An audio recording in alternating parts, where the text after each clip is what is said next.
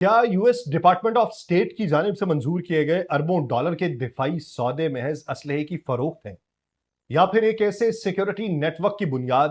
جو آنے والے تصادم کی سمت متعین کرے گا؟ اگر یونائٹڈ عرب ایمریٹس، قطر اور کویت کو ایک ہی دفاعی فریم ورک میں امریکہ جوڑ رہا ہے تو کیا یہ ایک مشترکہ جنگی حکمت عملی کی تیاری ہے یا کچھ اور؟ اسٹریٹ آف ہرمز کے گرد بڑھتی ہوئی سیکیورٹی کیا واقعی خطرے کا جواب ہے یا کسی بڑے امکان کی پیش بندی ہے؟ اور جب آر ٹی ایکس کارپوریشن اور لاک ہیڈ مارٹن جیسے ادارے اس پورے نظام کا حصہ ہوں تو کیا یہ صرف ہتھیار ہی سمجھے جائیں گے یا ان کا انحصار ایک مستقل دائرہ بن جائے گا؟ اگر امریکی ذخائر خود دباؤ میں ہے تو کیا یہ سوال نہیں اٹھتا کہ United States of America back وقت کتنے محاذ سنبھال سکتا ہے اور کیوں سنبھال رہا ہے؟ کیا یہ تمام تر سودے ڈیفنس کو مضبوط کر رہے ہیں یا پھر ایک نئی اسلحہ جنگ کو جنم دے رہے ہیں؟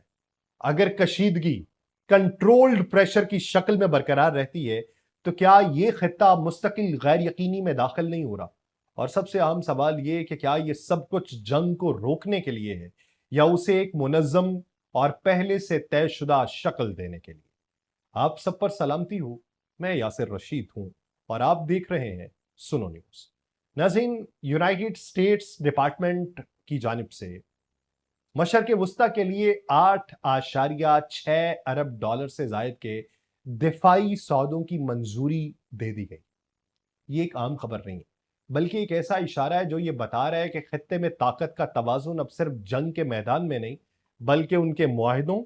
ان کے اتحادوں اور دفاعی نظاموں کے جال میں ترتیب دیا جا رہا ہے۔ یہ فیصلہ ایک ایسے وقت میں سامنے آیا ہے جب ایران کے ساتھ جاری کشیدگی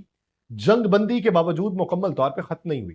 بلکہ اب وہ ایک نئے مرحلے کے اندر داخل ہو چکی ہے جہاں ہر فریق اگلے ممکنہ تصادم کے لیے خود کو تیار کر رہا ہے۔ تو یہاں سب سے پہلے اس بنیادی نقطے کو سمجھنا ضروری ہے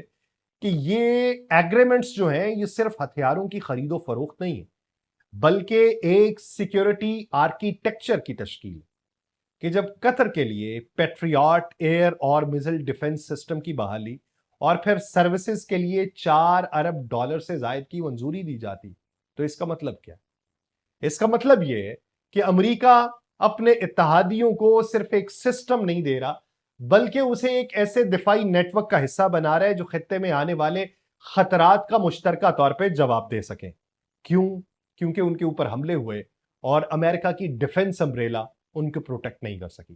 تب وہی ڈیفنس امبریلا اپنے آپ کو پھیلانا چاہتی ہے۔ اس کے ساتھ ساتھ ایڈوانس پریسیجن کل ویپن سسٹمز یعنی لیزر گائیڈڈ کٹس وہ بھی فراہم کی جانی ہے جو اس بات کی علامت ہے کہ جنگ کا رخ اب درستگی کی طرف جا رہا ہے جہاں ایک ایک ہدف کو کم سے کم نقصان کے ساتھ نشانہ بنایا جائے، کیونکہ اس سے پہلے ایئر ڈیفنس سسٹم نے بہت زیادہ نقصان اٹھایا۔ پھر یہی طرز فکر جو ہے اسرائیل اور یونائٹڈ عرب ایمریٹس کے لیے منظور کیے گئے اسی نوعیت کے سسٹمز میں بھی نظر آتی ہے۔ اس کا مقصد صرف دفاع نہیں ہے بلکہ ایک ہم آہنگی پیدا کرنا ہے ان ممالک میں تاکہ خطے میں اگر کوئی بڑا تصادم ہو تو یہ تمام ممالک ایک ہی ٹیکنالوجی فریم ورک کے تحت کام کر سکیں اور انٹیگریٹڈ ہو سکیں۔ اس ہم آہنگی کا مطلب یہ ہے کہ ڈیٹا شیئرنگ آسان ہوگی، رد عمل تیز ہوگا اور مجموعی دفاعی صلاحیت زیادہ مؤثر بنے گی۔ یعنی ایران کو اگر یہ تمام ممالک اکیلے ہو کے شکست نہیں دے سکے تو سب کو ساتھ ملانا ہے۔ کویت کے لیے 2.5 ارب ڈالر کا انٹیگریٹڈ بیٹل کمانڈ سسٹم جو ہے وہ منظور کیا گیا اور یہ سسٹم دراصل مختلف دفاعی عناصر کو ایک مرکزی کمانڈ کے تحت جوڑتا ہے، یعنی فضائی دفاع، میزائل سسٹمز اور دیگر عسکری پلیٹ فارمز جو ہیں یہ ایک ہی نیٹ ورک میں کام کریں گے۔ اس کا فائدہ یہ ہوگا کہ کسی بھی حملے کی صورت میں رد عمل جو ہے علیحدہ نہیں ہوگا بلکہ یک طرفہ بھی نہیں ہوگا، مربوط انداز میں ہوگا اور یہی جدید جنگ کی اصل ضرورت بنا کے ان سب کو بیچا جائے گا۔ یہاں ایک اور اہم پہلو سامنے آتا ہے اور وہ ہے ان ایگریمنٹس میں شامل کمپنیز کا کردار، جس میں بی اے ای سسٹمز ہے، لاک ہیڈ مارٹن ہے، آر ٹی ایکس کارپوریشن ہے، نارتھ گروپ مین ہے۔ ان جیسے ادارے صرف سپلائر نہیں ہیں بلکہ ایک مکمل دفاعی نظام کے معمار سمجھے جاتے ہیں امریکہ میں۔ ان کے ذریعے امریکہ نہ صرف اپنے اتحادیوں کو جکڑ کے بھی رکھتا ہے اور مضبوط کرنے کا تاثر دیتا ہے اور انہیں ایک ایسے دائرے میں بھی رکھتا ہے جہاں ٹیکنالوجی، تربیت اور انحصار سب ایک ہی سمت میں جاتے ہیں۔ اب اگر اس پورے عمل کو جنگ کے تناظر میں دیکھا جائے، یہ جو حالیہ جنگ ہوئی، تو تصویر جو ہے وہ اور واضح ہو کے اپنے مختلف خد و خال جو ہے وہ سامنے لاتی ہے۔ ایران کے ساتھ تصادم کے دوران خلیجی ممالک براہ راست جنگ میں شامل نہیں تھے، مگر ان کے اوپر ایران کی جانب سے میزلز اور ڈرون اٹیکس ہوئے۔ اس نے ایک حقیقت کو بے نقاب کیا کہ خطے میں خطرہ صرف اس ملک کو نہیں ہوتا جو جنگ کر رہا ہو،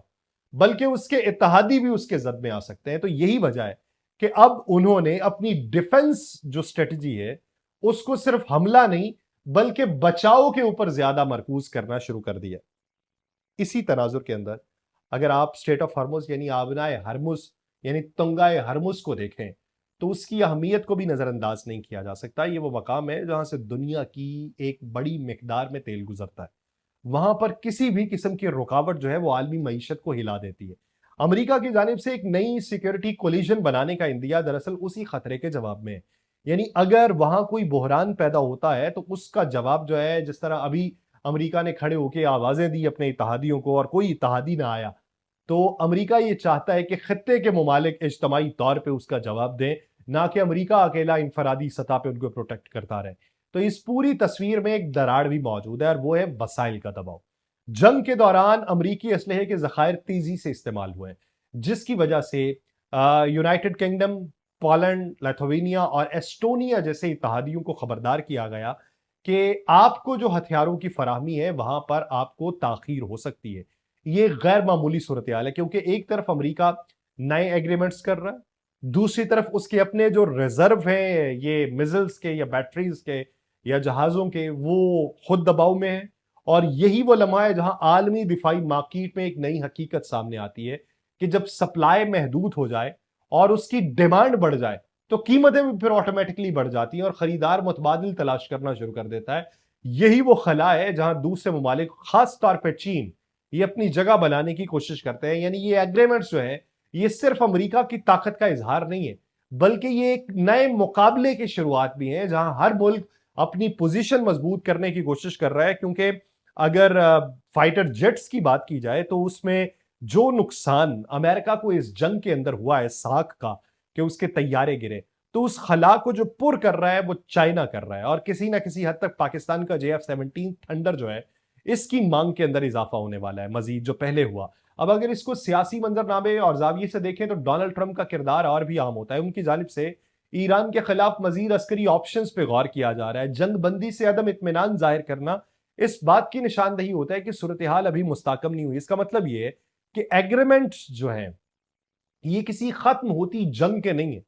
بلکہ یہ ایگریمنٹس ایک ممکنہ اگلی جنگ کی تیاری کے ہیں۔ تو یہیں سے تصویر مزید پیچیدہ ہوتی ہے کیونکہ جب ایک طاقت بیک وقت ڈیفنس نیٹ ورک بھی بنا رہی ہو، اپنے ایلائز کو جدید ہتھیار بھی دے رہی ہو اور بیک چینل جو ہے وہ مذاکرات بھی جاری ہوں، تو اس کا مطلب یہ ہوتا ہے کہ وہ صرف موجودہ صورتحال کو نہیں بلکہ آنے والے ممکنہ بحران کو پہلے سے شکل دینے کی کوشش کر رہی ہے۔ یہی وہ مرحلہ ہے جہاں حکمت عملی صرف رد عمل نہیں رہتی بلکہ پیش بندی میں وہ تبدیل ہوتی ہے۔ تو پھر اس وقت جس ماڈل کے اوپر یونائٹڈ اسٹیٹس آف امریکہ کام کر رہا ہے وہ روایتی جنگی ماڈل سے بہت حد تک مختلف ہے۔ تو یہاں پر براہ راست محاذ آرائی آخری آپشن ہے جبکہ اصل کھیل اس سے پہلے کھیلا جا رہا ہے۔ یعنی اپنے تمام نیٹ ورکس، اپنے تمام ایلائز اور ٹیکنالوجی، ایڈوانس ٹیکنالوجی، اس کے ذریعے ایک ایسا ماحول بنایا جائے جہاں پہ مخالف فریق کے پاس جو راستے ہیں وہ انتہائی محدود ہو جائے۔ اسی لیے خلیجی ممالک کو دیے جانے والے سسٹمز کو الگ الگ نہیں دیکھا جا سکتا بلکہ آپ انہیں ایک کمبائن چین کے اندر دیکھیں گے، ایک مربوط دفاعی دائرے کے طور پہ سمجھنا ہوگا کہ جب یونائٹڈ عرب ایمریٹس،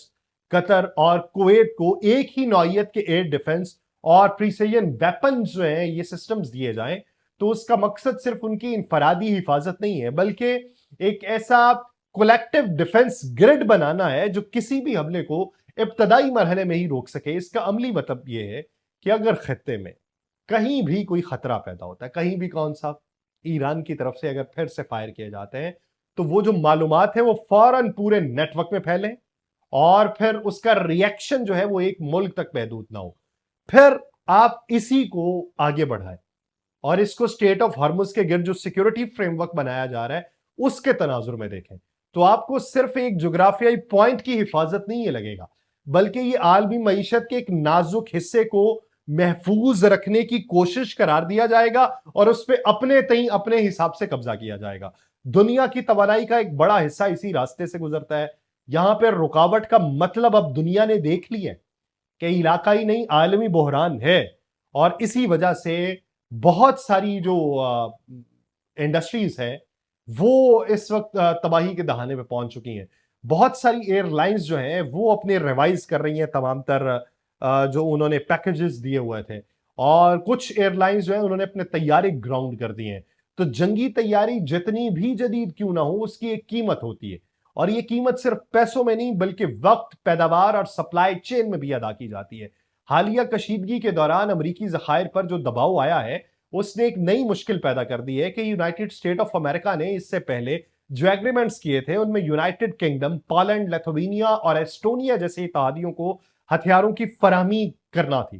لیکن اب ان کو کہا جا رہا ہے کہ ممکنہ تاخیر ہو سکتی ہے ہتھیاروں کی فراہمی میں۔ ہم نے جو ڈیڈ لائن دی ہوئی تھی اس ڈیڈ لائن پہ آپ کو یہ ہتھیار جو ہے ہو سکتا ہے نہ ملے۔ تو یہ صورتحال ایک اہم سوال کو جنم دیتی ہے کہ کیا امریکہ بیک وقت کئی محاذوں پر اپنی برتری جو ہے وہ برقرار رکھ سکتا ہے، کیونکہ ایک طرف مشرق وسطیٰ میں کشیدگی ہے،